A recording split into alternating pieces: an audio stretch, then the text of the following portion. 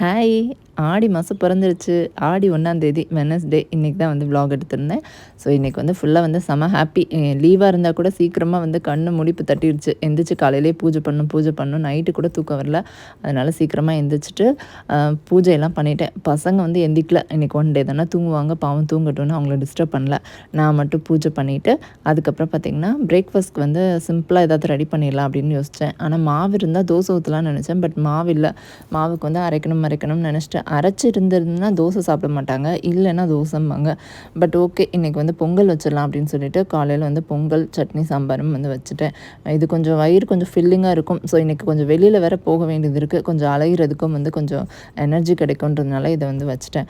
Morning breakfast முடிச்சுட்டு அப்புறம் வெளியில் கொஞ்சம் ஒர்க்கெல்லாம் இருந்தது, அங்கே போயிட்டேன்.